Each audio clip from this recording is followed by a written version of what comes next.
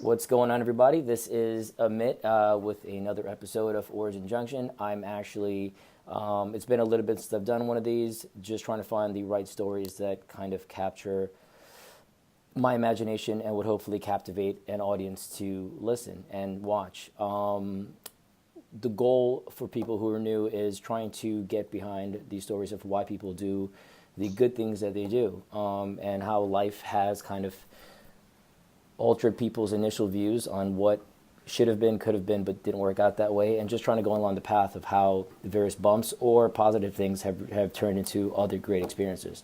With that being said, I am with a friend of mine from LA, Michael Maier, and Maier, sorry, and he's been everywhere and anywhere. I haven't seen Michael in the better part of, I left LA 2 years ago, so it's definitely that much at least, but longer before that. And now he's living, well, I'll let Michael introduce himself real quick. So real quick, welcome. Thank you. Where are you these days? Where are you living at these days? What's going on with Yeah, you? so ended up after Hermosa. I was down there for 4 years. That's where I met you. Ended up making transition and moved to downtown Los Angeles. Okay. And then been here now for about coming on 2 years now, and have just been doing a lot of work between downtown LA, the Arts District, City Hall, and then really all in the middle of all that, Skid Row. And yeah, from that kind of switch over, it kind of became one bubble of Hermosa to another of downtown LA, but as is Los Angeles.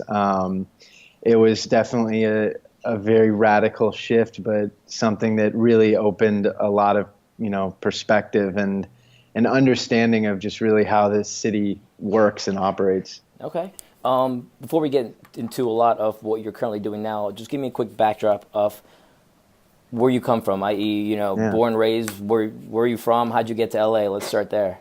Yeah, so born and raised in Seattle, Washington. Went to elementary school, high school out there, and then went to college over in Indiana at Notre Dame, um, and then ended up in Connecticut for a year for training for a surgical device company called Covidien, which is now Medtronic, and was doing work out there, helping with hospitals that were converting over to products for about half a year, and then they opened up the availability that, wherever something was open, I could, become a territory rep for those surgical device sales. And an opportunity opened up in LA. I actually, in my process of finding a place to go, I put anywhere on the West Coast except LA.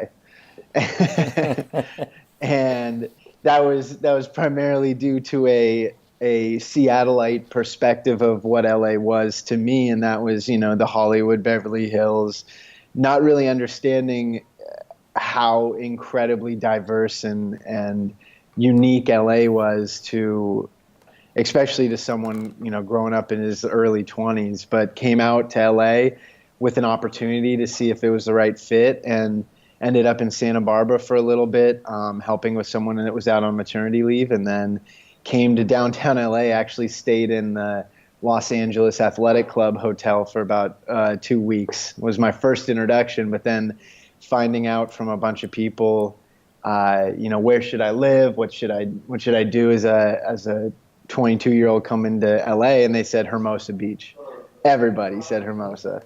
So ended up coming down to Hermosa, had a great experience just with some friends that I met down there, and found a Craigslist post and moved in. And that's kind of the beginning of my LA story, and became a territory development rep for the first year that I was here, helping all of the surgical device sales reps in LA. There was 8 of them, helping them grow their business and really understanding kind of the marketplace and what was going on in LA. Okay, now you come from Seattle, Washington, as you mentioned, and I actually ended up in Hermosa for pretty much the same reason you did.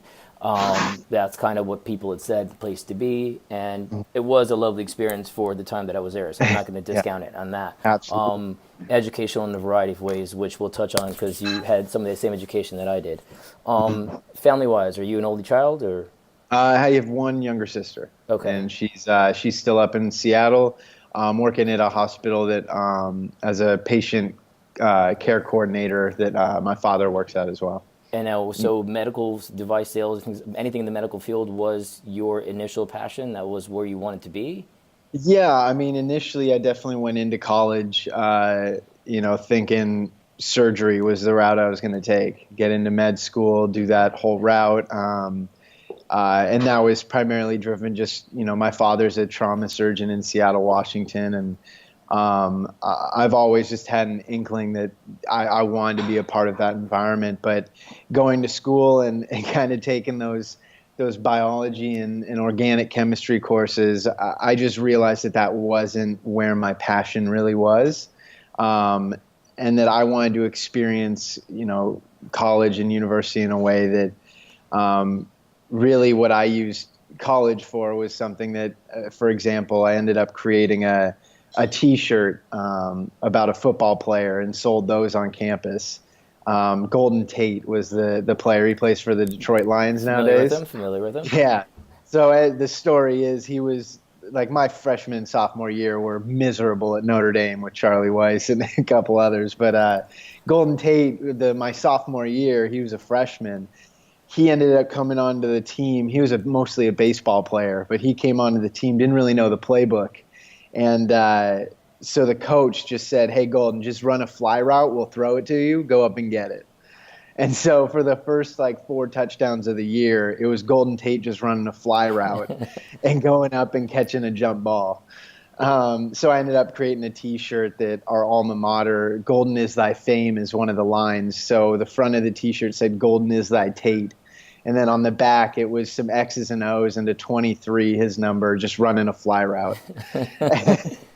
So I ended up selling those on campus. Used Facebook was just getting really prominent with their ads and everything else, and I was getting really heavily into my marketing classes that I was starting to get involved in product development, and so I ended up using that medium to kind of try out small business, see kind of what would work on a small scale, and that's kind of what really kind of got me in the door, and that was really it was very much a reflection of what I was doing and how I transitioned out of biology, out of the science track into the business track. And the teacher that I had my sophomore year was a marketing professor that really altered and showed me kind of what I really enjoyed doing. And a part of that too was my sophomore year. I also started I became the Rockstar energy drink representative as well on campus. How'd you manage that? One of my buddies, my freshman year, he was in the same dorm room, and he had ended up becoming that representative. And so when he was doing what he was doing, I was like, "Hey, give me some energy drink. I'll go to the parties, get your pictures, do whatever you need. Hook me up, I'll do it." And so it was definitely another kind of unique opportunity that I could use some type of representation of a product or a thing, and really kind of allow me to build relationships amongst and really utilize kind of and hone those skills that I kind of found were becoming a passion of mine. I didn't know any of that. That's pretty awesome. Yeah. So hold up real quick. How old are you right now? 28. All right. So wow. Okay, you're still sub 30. So you're literally 10 years younger than I am. But I've had quite a bit of experience with that. So both of us lived in Hermosa. You worked for this medical device company in a variety of places, from East Coast back to West Coast and so on. And you've been in LA for how long now then? LA for, I think it's now going on the 6th year. Okay. And you've been in Hermosa how much of those years? How many of those years are there? 4 of those years. Okay. So 4 of those years. So now you're in downtown. Yeah. Okay. So you've had an interesting transition by way of career path, etc. And what interested me, so for those of you who don't know, and I'll post some links to this as well, Mike wrote a really cool essay, if you will, or blog. I don't know what the technical term would be. I guess it's a blog on Medium, and it was I actually read it today and it was really cool, just about how his story and how he transitioned from what he was doing and found what he was doing in the medical device world. In essence, the standard corporate track, if you will, that many of us want and utilize as our identity to some level. A lot of us, I think, find that whatever we do for a living defines who we are as a person. But then there's a lot of things that go on behind the scenes, and a lot of things that you take notice of, but don't do much about, i.e., what Mike's doing now. So you were that person. You were somebody in the corporate track. You had all that going. You were enjoying the Hermosa life, partying up, etc. And you are no longer there, and now you're doing what you're doing in Skid Row. But before I get into Skid Row, do you mind telling people how that played out? So I'll let you go. Yeah, absolutely. I mean, it was like you said. I mean, I came to LA and heard Hermosa's the place to go for a sales rep or whatever you're doing in El Segundo, or and that's kind of the young professional lifestyle out there.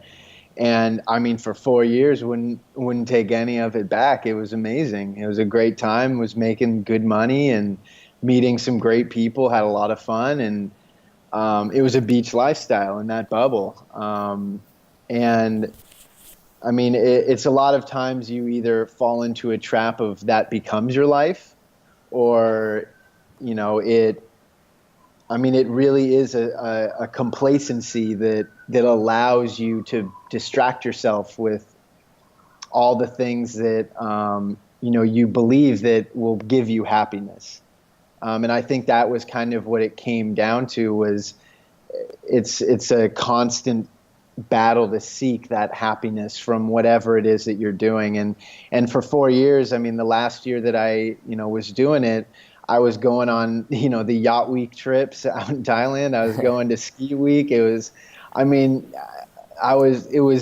really living, but at the same time, it was living in a capacity that was very superficial. Okay. And I knew it at its core, and I know a lot of individuals that feel the same way, is that a lot of what that is a manifestation of knowing that you have more capacity to utilize those skills. You know that there's something more you can be doing other than just seeking that next quota, just, like, what do I do with all of these resources? What do I do with all this energy? And the best outlet and opportunity we have is really to engage in partying and drinking and getting all that going. And so that's what I did. And whether fate or, I really believe everything happens for a reason. And it wasn't going to be because I solely committed myself. I mean, I was already making a bit of a transition to look a little bit more internally and figure out, like, what did I want to do? Because I did not want to be a regional manager. I did not want to be a VP of sales. I knew that wasn't what I wanted to do. But my last year, I was, hitting a very, very high number and was just kind of coasting. But going on one of those trips, I ended up coming back with a really, really bad skin infection. Just because of the drinking I had been doing and kind of coming down from strep throat the week before, that my antibodies and just health was in a position that it ended up really affecting my health, and it was on my face. Whoa. And so when I came back, I actually, a week after I had come back, I was in the ER for 2 nights with an IV drip because of what was going on. Wow. Yeah, and so that kind of put me out of commission for 2 weeks. And then after I kind of was healing, feeling like I could actually be back in public, went out again, went out to Hermosa, did a little bit more drinking, and ended up, it flared back up again. And this is kind of a consistent thing that happened for the next 6 months or so. And, what also ended up happening was, going into a work event, I ended up just trying to keep up with a surgeon that was also drinking. That was kind of the gig, was going out and schmoozing and being a part of that scene, and ended up drinking too much that night. I was already kind of cutting down, but ended up drinking too much, and unfortunately, made someone feel uncomfortable. And from that position, when I was asked about that incident, I told the truth about everything that happened, that I really didn't even remember that night. And from there, I became a liability, on the company, and I was fired just immediately a week after that happened. And from that point on, not only because of my health and not only because of my work, but then really what I saw happening with my personal relationships, the people close to me, that moment was one where I just made the very conscious decision that alcohol was affecting so much that I knew that had to be something I just completely removed, and decided, from there on that was, the decision to make. And this is actually the ring that I wear, that I put on that day, that I've had on ever since, that kind of just a reminder, but also as, something that, after making that move and truly committing to not take another sip after that day, has truly been able to let me be more introspective, not distract myself, not always have an excuse to go out, not always do those things that that alcohol and what that enabled and what it did for me was really just kind of, again, that distraction. But I think also was really the only negative thing holding me back from really realizing what was important, what I really wanted to do, what I knew I was capable of doing. Now, I understand the alcohol introspection as somebody who I have that myself from time to time, where it's a matter of saying, I mean, I drink socially, so I'm not, Yeah. and living in New York is definitely a place that fosters that as much as Hermosa to some level. One of the excuses I constantly hear is that you are well, I'm in sales, and I've been in sales for a while, and that is a gig. You're out there, you're just with clients, you'll have a glass of wine, a drink, so on and so forth, and that's the way it is. Do you find yourself as sociable now that you're not drinking? Like, do you find yourself, like, how does this affect you in a social perspective? Like, Oh, going out, meeting absolutely. I people, mean, how does that work? that's kind of to going back to the post that you referenced. I mean, there was a big loss of identity. I mean, huge. It was. I mean, I was happy, fun, go lucky, like always out to have a good time, Mikey. That's how Getting I out met you. there. Yeah, that's how I met you. Yeah, I mean, Yeah.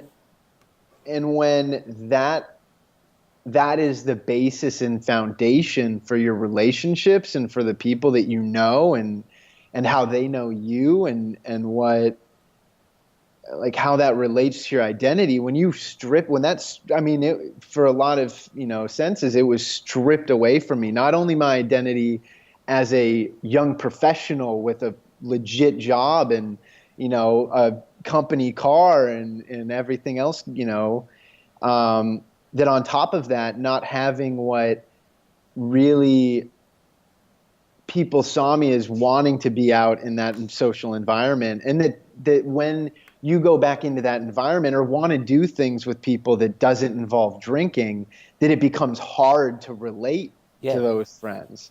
I mean, it's very much a strip of identity, in a sense. And that was, for me, at the beginning, in the onset, it was a lot of just kind of being by myself and being, which, you know, thank the universe, thank God for what it provided in Hermosa, but it was a great place for, introspection. No, I definitely, and that's why I asked you how old you were as well, because the idea of having the frame of mind to say, all right, this is negative for me as an individual, whatever that may be. Everybody's got their vices, whatever this personal vice is, and I'm going to put that aside, and then in essence, not rebuild, but try to find out who you really are, I guess. Yeah. Right?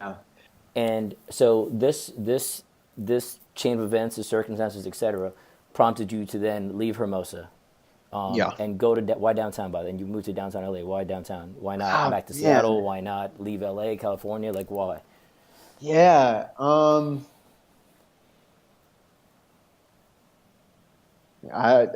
mean, maybe it's just things happening for a reason. Maybe it's a gravity that I felt. A big part of it was actually that when all of this was happening, my buddy, one of my best friends down in Hermosa, he was building something and an organization and really a vision for how can we incentivize and drive individuals like ourselves to be a part of solutions to our really big problems. Like, Okay. why are we scaling large corporate organizations that are just selling, I mean, which in surgical device sales, it's a little bit of a gray area, but why are we scaling products and services when if we could build that same incentive structure to solve really big problems, whether it's energy or whether it's, some type of homeless problem and solution, how can we do that? So when I made that transition and found, really invested my time into understanding and supporting that vision, one of the things that we ended up finding was this co-working space in the arts district called Impact Hub Los Angeles. Yes, I was going to ask you about that. Yeah. Yeah. And that was an entity that a group of individuals who are all committed, either social enterprises, which is a business trying to, within its mission statement, trying to create some type of social good with their work, Okay. or nonprofits or for-profits kind of with a social mission. But that was kind of the space, is that if you are that type of business or nonprofit, you're working and want to be in that environment. And those were the types of, as we saw them externally, the types of organizations that if we were going to scale any, we would want to help them. Got it. So we ended up in that environment, and that because that was in the arts district, we looked downtown, and I ended up finding this great spot in downtown LA. And once I got here, and it was such a shift from Hermosa, like it was parallel. I mean, it was just completely different universes going from Hermosa bubble to a downtown LA bubble, where it's like you wake up at 7, 8 a.m. with construction and fire fire living in the trucks. city. Yeah. I mean, you're living in this city in Hermosa. You hear maybe a bird chirping that wakes you up. For people who don't know, Hermosa is a beach town in LA, where it's there's a town north of called Manhattan Beach. Hermosa is in the middle, and below that is Redondo, and it's pretty mixed up what's called the South Bay. And it is a beach community and he keeps referencing bubble because that's the way we refer to it, because once you're down there, you never leave. If you go out there. If you eat, you use restaurants there. A lot of people work in and around the area. I mean, getting dressed up is throwing on jeans and a t-shirt. Like, there is no additional level to anything, really. And it's that kind of thing. And people, it's beautiful, don't get me wrong, but it's almost Peter Panish, where growing up is a very difficult scenario. You go to downtown LA, which is now it's now being revitalized, and I use that term because it's changing. I'll put it that way. It used to be really, really, really shady. Skid Row, which we're going to talk about in a second, was a lot. I mean, it was a place that didn't get any true appreciation or funding or anything really from the city. It was just barren. I mean, minus the Staples Center and things directly around that, there's really nothing going on, and a couple office spaces that are north of that. Just south of that was just places where you didn't really go to. And so now there's like high rises and things like that. So a lot of things going on, but with all the gentrification comes displacement of people and stuff like that. So there's a pro and a con to a lot of this. There's people moving in, property values are going up. It's lovely. There's new buildings, etc. But then there are a lot of people getting displaced as well. This is kind of where, and Michael talked to this more on his personal level, but this is kind of where this difficult idea of bringing in the new and out with the old, when the old is actually people, and how do you play that? How do you play that role? So when you transitioned out and you started working with Impact Hub, and trying to find a way to, I guess, be a social activist, community activist, or just, I mean, really, it was almost coming out of an environment where, like, I had a defined role, I knew what I had to do, and like, it's like just hit that number. And now it was, I mean, in that same role, I spent, a good portion of that time understanding, right? You go in and you navigate the hospital, you find out who the stakeholders are, you understand who the decision makers are, and then like from there you can really get a good picture of how a system works and really, how to kind of understand where the inefficiencies are and really help a business be better. And by doing that, just by connecting people, helping expose things. And so that's what I did at Impact Hub is I tried to understand not only the nonprofit environment, the foundation environment, the social enterprise environment, and then really from that, I was biking back and forth between downtown LA and the Arts District, and in between those two is Skid Row. And so in kind of encompassing my understanding of all of those different ecosystems, if you will, it was very evident to me that I was just so confused and curious, like why is this giant 80 block radius of Skid Row still such a problem? Like you have hundreds of nonprofits that care about the issue. You have a city that says they care about the issue. You have people that care about but nothing's happening. Like it's getting worse. And so like, again, moving and transitioning from Hermosa to downtown, like it was one that Hermosa is very much like you're doing your thing and everything's kind of there for you and nothing's really happening. But downtown, it's like you're trying to catch up to it. Got it. It's moving, like things are happening. Downtown's getting built up like crazy. Arts District's getting gentrified. Boyle Heights is getting pissed off. Skid Row is just getting worse. Like it's just everything's going on. And then City Hall's right down the road. So you just have like a just crazy dynamic of seeing not only how a city operates and how City Hall interacts within all of those, but then how business interacts and how it grows, and then how Skid Row and activism and nonprofits work within that. And then in the Arts District, how communities are fighting back in keeping what it is that defines that community. And in the Arts District, it's artists. And that has been completely driven out because of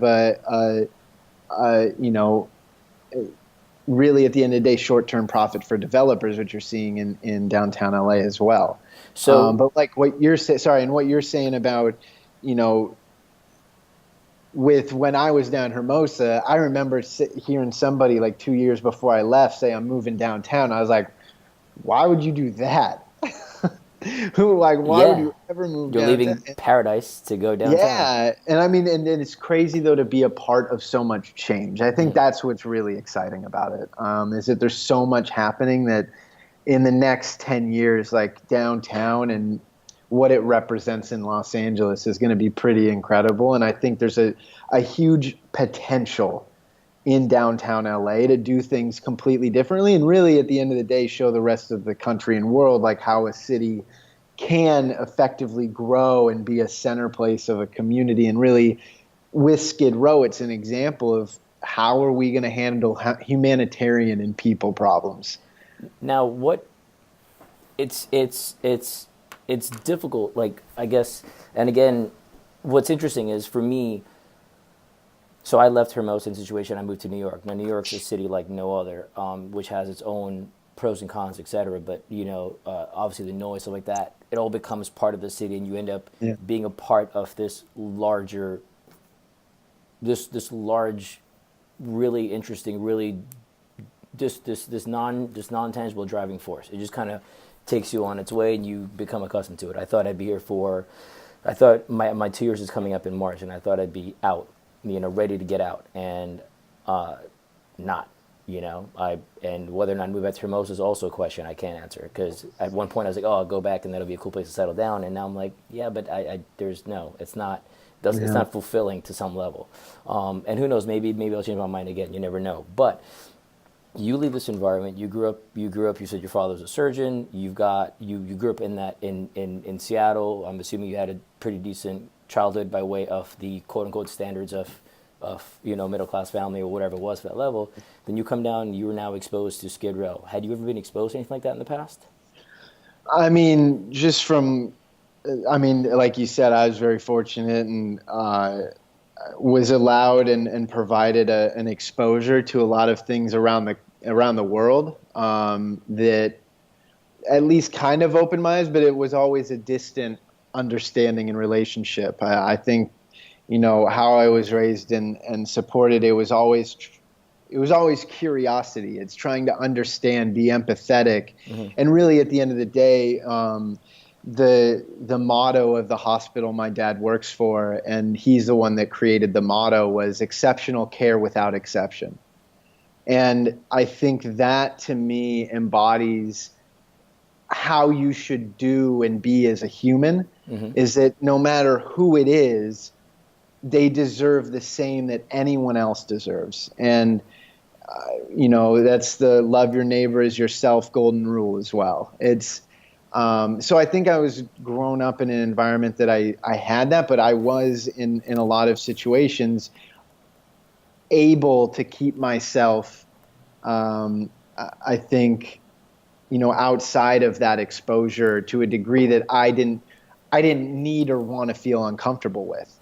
And I think the exposure that you can bring to going through Skid Row, I mean, and that's what I've been trying to really understand in my own journey, and how to help others, kind of ease into that, is that going and being in Skid Row for 8 hours, like, that's a big emotional, mental, spiritual, physical investment.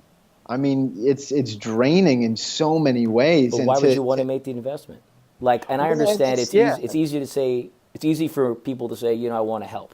And a lot of people say that, and yeah, they'll write a check, or they'll send some money, or maybe they'll go on Thanksgiving and give out turkeys, right? Yours apparently, and correct me if I'm wrong, is a lot more consistent than that. I mean, it's not I'll help you today and I'll see you next year. The goal is to try to change it. But why? yeah. I I Why think you? one was really because of that loss of identity that I had. That was a big part of it. That I started to talk to a lot of individuals on Skid Row and understand their stories and what actually, you know, happened in their past to make them the person they are today, which a lot of them are the most resilient, adaptable, compassionate people that I know.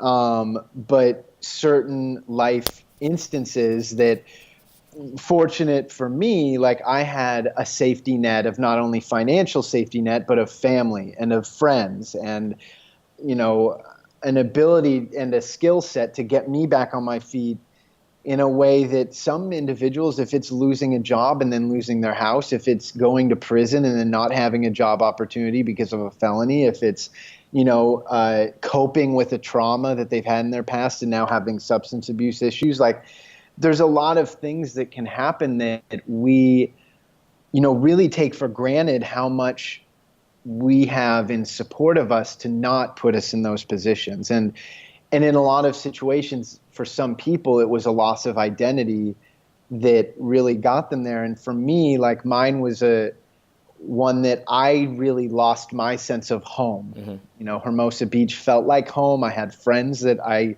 considered that tight net, but when, alcohol and that was removed from my identity, and my job was removed from that identity, and my close friends were, like, Hermosa wasn't home anymore.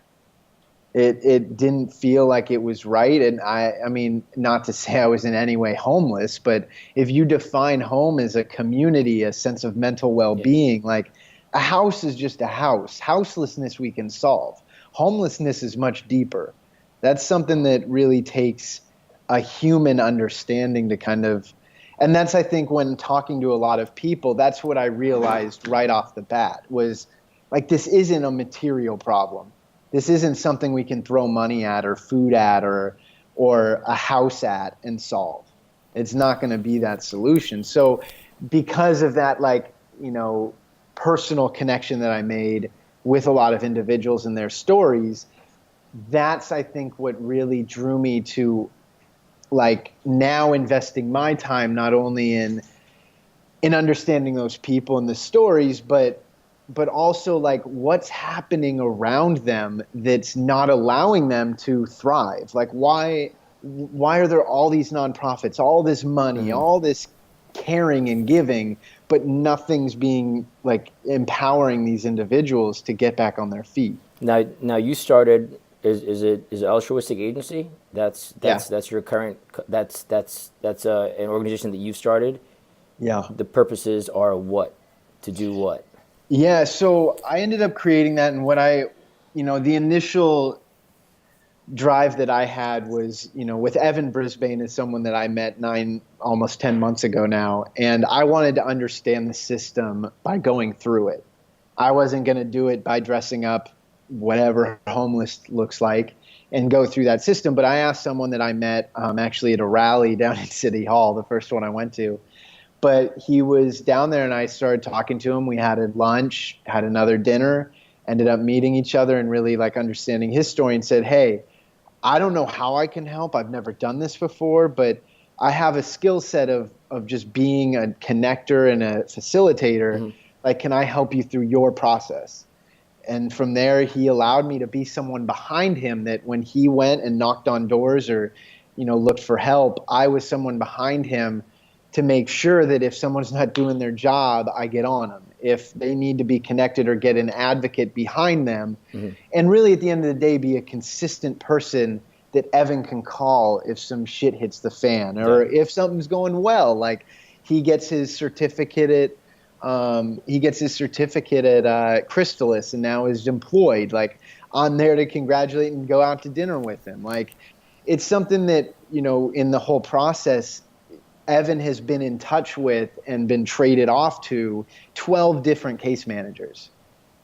And so, like, if you're in an environment where you feel like you're alone and you're not, and the ups and downs of it and everything happening, there's no consistency. Like, I cannot imagine someone going through that by themselves. And just on a level too of like how complex and confusing it is.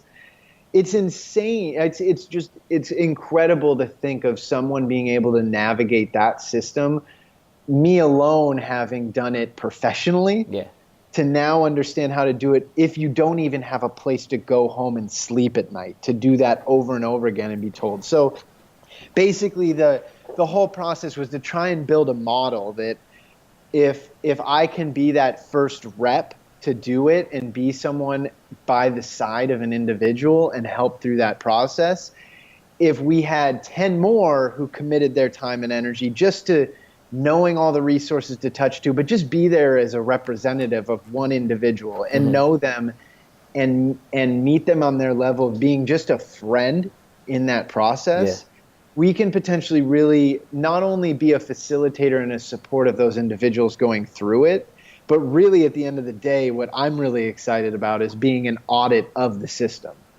Like, there is no independent agency or entity that really points out what's going on within the system and throughout it, that points to the inefficiencies or the ineffectiveness or the lack of transparency or, like, where is money going? Like, why aren't the social workers being paid more, like supported with mental health? Like there's a lot of things that I've just now been exposed to that I hope that if 10 more and 100 more and 1,000 more of individuals like you and me are loud voices of this is bullshit, this needs to change, this doesn't work, you start to see a different way of functioning in that environment. And that's just, I think, to why I'm so invested in it, is that I can tell you personally that if more yous and me's were in that environment, a lot more would change. But there's so much to, I think, disincentivize us from going in that environment. I mean, we're driven by quota, we're driven by goal setting and getting, that reward after it. And none of that exists in that environment. And so I think there's an opportunity, though, again, if you can build a different model of how to help individuals, that if your quota was one, it was one person you do not have anyone else that you're ever going to help do this other than mentoring the next group of people that come to and do do the it. same. but you're never going to do this work for another person again. But you're the one that's going to go through and be a part of that process. And again, like, if you have extra capacity, which I know a lot of sales reps have, that you can spend an hour, 2 hours every week. I mean, if it's 5, just to be on the phone with someone to say, did you go to your appointment today? Did you what happened there? Do I need to call somebody? Do I need to go down to a meeting with you? Like, there's ways, I think, to be involved in a process that you can give what you're good at, and let's reward and incentivize that accordingly. So how does somebody follow your footsteps? How does somebody get involved if somebody were so inclined? And that's what I'm still building out, because one thing I do not want to do is put someone into an investment themselves, and really at the end of the day, what happens is that individuals like you, anyone out there, when you start to see what's happening and you start to know who an individual is and their, who they are as a person, that you really do become emotionally and, in every way invested in their best interest. Mm-hmm. And the tough part is setting boundaries. And that's, where Evan had been sleeping in my place for 3 months of the time that he, was out there, because I just got so fed up with how he wasn't being supported and how much he had been committing to bettering himself, and how living on the street would hold him back from accomplishing any of that. So, but what can't happen is an environment like that, where I can't put other people not only in a way of either harming themselves financially or harming themselves emotionally or physically. Like, there has to be systems and how to create a structure too, where if I ask you to do this work, that there is mental and emotional and spiritual support behind it. That it cannot be just a investment of all of those things without support on a level where I have different trauma, treatment or different ways to really support that work. So right now it's really building out kind of that pathway. Got it. That when the time comes where I can ask and like, hey, you want to use your skill set to actually change, like end homelessness for one person, not end homelessness, but end homelessness for one person. Here is potentially an avenue to do that. And one way also too that I'm working on is using a system like an eHarmony and a Strength Finder test to really connect you to someone that you can relate to, that you become friends with. That I want this relationship to be one that lasts way beyond them getting employment and getting housing and getting back on their feet. Is that you're now there just to be there because you're now friends and connected in a much more dynamic way than just here's one person that you have a quota for and you're going to end homelessness for. That's very well thought out. Actually, that's pretty awesome. Well, I know that, but I like the idea of being specific with it. When it gets very general, like again, use the word homeless overall. Yeah. The idea of curing hunger, whatever, any of these major world issues become things that you can't. People don't even know where to start. So you're starting with literally one person. And that's what I think what's so frustrating about how we talk about homelessness in LA specifically and New York. It's really the whole country, is that it's a resource problem, that it's like we need more houses, we need more resources, we need more things, we need more houses, we need more money, we need more money. Like we've done this money thing for we have enough money. Like money is not the problem. It's really how we value what we value with that money. And I think that if we valued people power, if we valued humans solving a very human problem, we change how we approach those issues. And I think that's really at the end of the day what's going on in that environment and what's going on in City Hall is that it's always give us money and we'll solve the problem. Yeah. But this has to be a much bigger investment from people, that if homelessness and individuals there aren't your thing, great, find what it is you represent and the city and that's what I truly believe the government should do, is provide opportunity to go do that. Yeah. Um, so so that's where, again, I think there's just a shift that needs to happen. And again, there's human problems, and we need to solve them with human solutions. And that's where, with homelessness and my, identity and finding, and really at the end of the day, what I've been able to do, Evan, has been something that I've now gone into different therapy models. I've been to a virtual reality therapy, which is showing phenomenal results for PTSD patients. There's now tension relief exercises using a physical mechanism to release your traumas from your past. Like going to traditional therapy, group therapy. Like I'm trying basically, like through Evan and what we're trying to do together, I've been able to invest into myself in a way that a lot of us really have a tough time doing. And at its core, what I really believe is at the core, and one thing that connects all of us, not only to people on Skid Row, but people in New York, really the entire country, is that we all have shit that we've gone through in our past that most of the time we never heal from. True. We never deal with those issues. We either cope with them with, alcohol or whatever. We cope with them, or we suppress them, or we just don't even acknowledge it. And to make the commitment and step to saying, yeah, I'll go to therapy for an hour. I'll go into and dig up all of those issues and like bring up shit I don't want to talk about. Like that's really hard to do. I've Like never done it for that reason. I'm not lying to you. I'm in the same boat. Exactly. I've I said think I'm going there's to, but I haven't.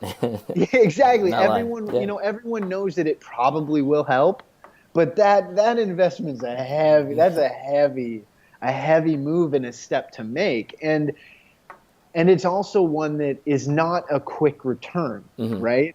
And so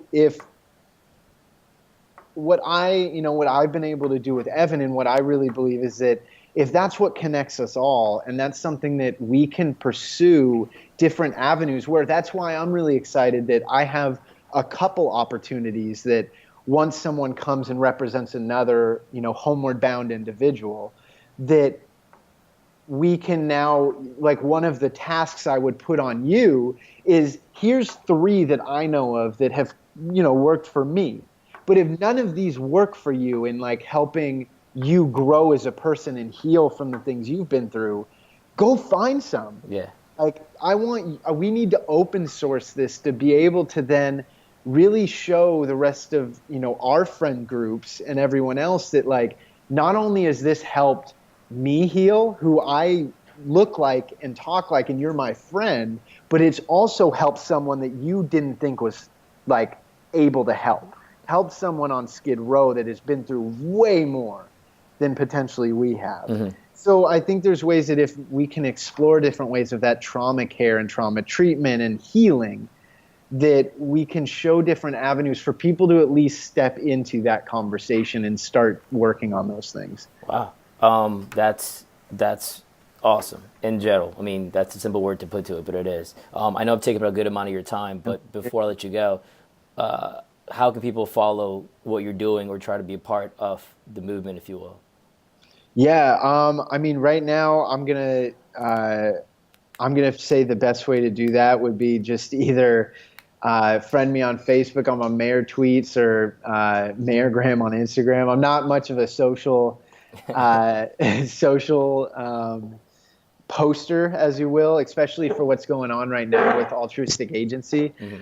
Just because, again, I really want to make sure that before anyone can truly, approach this thing, that it's something that makes people, it allows for a very effective way of doing that. I think what I'll do is altruistic.agency right now is the best place to do that. I actually did check. I looked at it earlier today. I was checking that out. I was like, all right, there's stuff here, but that's what. So that's where I'm still working on the back end there, but more information will come out soon. I'm working for January 1 to be a more of a release of that website and more information about it. But yeah, keep in touch there. Yeah, keep me posted, and I'll help spread the word wherever I can. And and maybe nut up on my end, and I should be part of the solution as well. Okay. Love it. But I appreciate your time, man. Definitely much appreciated. It's been a while since we caught up, and I'm glad you're in a good space, man. That's awesome. Thank you. You too. Looking good, brother. We're doing the same, man. I'll see you soon. We'll be in touch, man. If I'm out in Awesome. LA, I'll definitely reach out. Thank you. When I'm in New York. Please do. I'm right. here, man. Take it easy. Thank you.